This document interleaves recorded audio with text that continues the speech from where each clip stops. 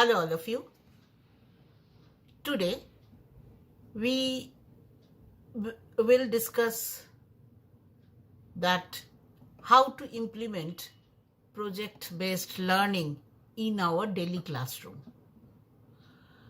Now, since this is the beginning, we are starting with how to implement this in the Indian classroom or in our daily classroom. Let's start with the pre-nursery section. Mostly, many schools are implementing project-based learning technique in pre-primary section. Now, those who know, those who are applying this method in your regular classes, I will invite them to give their worthy suggestions to us so that we can improve it more. Many teachers, those who are yet to apply that in your classroom, they will be benefited by your suggestions, your advice, your way of implementation. So please, where we can improve, how we can improve these things, you can share with us. Now let us take an example of sharbat making class. Now in sharbat making class, first of all, you can understand that it is better improvising the class into a mini kitchen. How we will do it? Normally in the class, we don't have the access of water.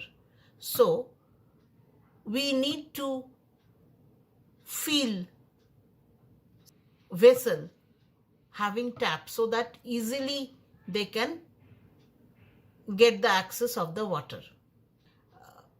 Place a vessel, small vessel of course, so that it can be shifted from one place to another. We can fill that vessel with the water. The vessel should have the tap. But whatever we will do, it should be convenient for the students. We have to keep in our mind that the students, the small children, those who are of 3 years, 4 years, 5 years, they will use it. So in a very organized way, in a very convenient way, we will keep this one. Then for sharbat making class, what else should be needed? We have to chalk it out. Glasses. For example, 6 glasses or 6 cups. Normally, sharbat is served in the glasses. It should be depending upon the area where it is used.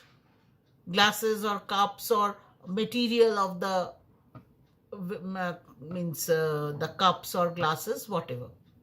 Next, we need some spoons. Different types of spoons: tablespoon, teaspoon, serving spoon, then sugar container. All this is required. Now, another thing, it should be there, say a jug. If it is transparent, that is good, because from outside the children will be able to see that how much water is there, and that amount of water is called what? For example, the jug is half filled or the jug is filled to the brim or the jug is empty. So this difference they can make it out. Our objective is, for this class, we will teach them the quantity, like full of, half full, 1 teaspoon, half teaspoon, 1 pinch. These are the common terminology which is used. The language is not a big thing. If it is an English medium school, try to use these words. If it is some other language, use the language which you want that the children should learn. So the arrangement should be such so that it will be easy. You don't have to go and run and bring this and get that. It is not found. So when you are doing a work in an organized way, it is very easy for the children to make this a habit. They will also, whatever they will do, they will be very organized. Another thing, here you can teach that save water, don't waste water, then don't make mess, be disciplined. All this you can teach here. For that, you have to plan how you will do this. For example, if you should always keep a duster or the wipes or the mops or tissue paper, whatever is available, and you think that the students in their regular life, they will use it. The children are coming from a very poor background and you are telling them to use tissue paper, so that is not possible. So that all these things you have to be very practical and keep it in mind and design your lesson plan, that what are the things I require for conducting this class, how much time I will give, which age group I am teaching, because the same sharbat making class for 3+ age group will be something different and 5+ age group will be something different. You and your objective will also be different, definitely. Then in this sharbat making classroom, our objective is that we will teach some vocabulary. What sort of vocabulary? For example, pour, then stir, then fill, then different names of the spoon, serving spoon, tablespoon, teaspoon, whichever is required, you will use that one. If you think that serving spoon here is not required, instead of serving spoon, you can use some which will be easier for children to pour. If whatever will be needed, use that utensil, and the name of the utensil the children should learn. Then if you think that you will teach some colors, you can use some good food colors, but be very careful that good food colors should be used, because after the sharbat making, definitely the children will have it, or at home also they will try to imitate this, and that will be there again. They may get some assignment that the same thing they have to repeat at home for teaching their mothers or telling the process to their mothers. So if you think that you can use, you are confident that yes, these colors, these food colors are good quality food colors, you can use it and you can teach the name of the colors that time. In the class, even you can teach them to use the apron and the cap, chef cap. They will get interest also, and they will learn also that if whenever we are going to do the kitchen work, we must use these things, because that is a healthy habit.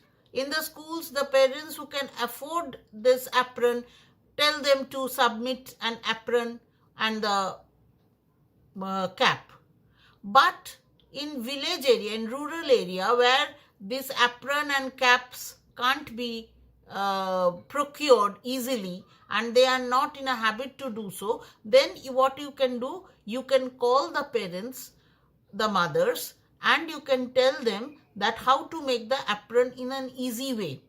Just cut a newspaper in front of them and you tell them that this is the way with the old cloth. They should clean it, own it, and they can cut it and stitch it by hand and send it to the students. But whatever you will do, all the children should do the same process. It's not that someone is buying it from the market and another one is means this discrimination should not be there. That the teachers will discuss, and thus the teachers will be capable of understanding the social background of the children also. So that is also very important. So you can do this.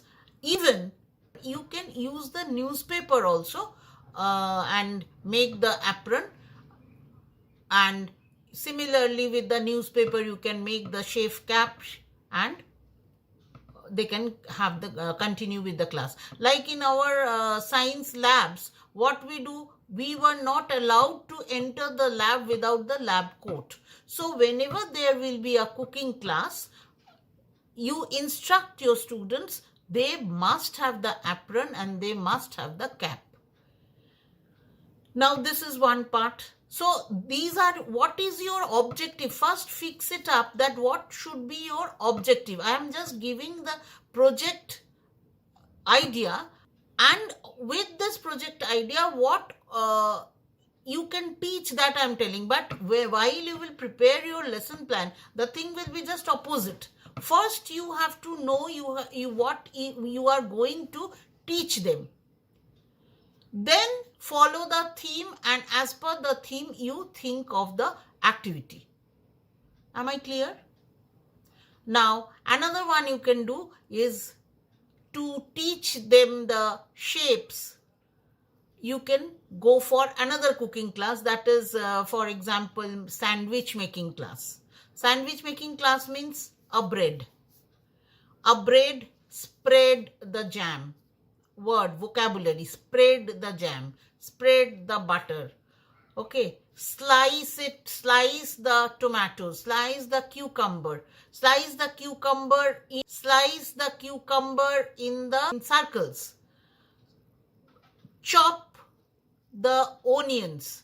And here let me be very clear that the means 3+ age group should not use the knife, whatever plastic knife also they will not use, but 5+ age group very easily can chop with the knife. They can use the knife, but it should be a plastic knife.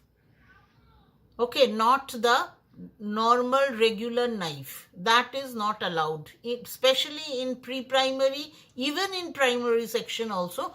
Knife and all, anything which is having the sharp edges will not be used. In that case, the teachers will help and demonstrate it, so that children can learn how to do this, or they may learn not how to chop, but they may know that this is chopping, this is slicing, and all these things.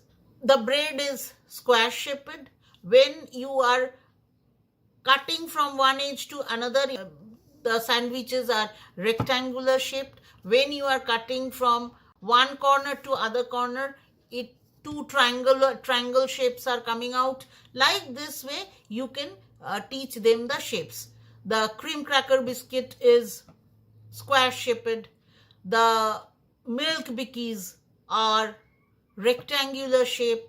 But whatever they will do, it should be very clear that it should have a proper planning, that step by step how you are going to get the work done and how the students will do it. Everything should be planned from beforehand. And some technical issues like messing up the thing, if it falls down, it should be, if anything is spilled, it should be cleaned at once. While I am working, I will not talk much. Concentration while working, helping others while working, not to disturb while working, not to disturb others while working. All these things at a time should be taught to the children. And you can give them the assignment as per the age group, that you will go, they can get the homework like a home assignment, like you will go and tell the entire process to your mother, or let your mother do the same work as you have done in the school, but observe how your mother is doing and how you have done. If you think that your mother can develop in this field, this is the critical thinking. The critical thinking will be developed. that tell your mother to improve, or if you haven't done something, if you could learn something from your mother, come and share it with your friends in the next class. Or you can call the mothers and tell them that along with the children, let them do the work. That depends on what is your objective. If you think that the family should also know, also should understand some healthy habits, also should understand about the nutrition, then you can call their mothers and tell them to be present in the class.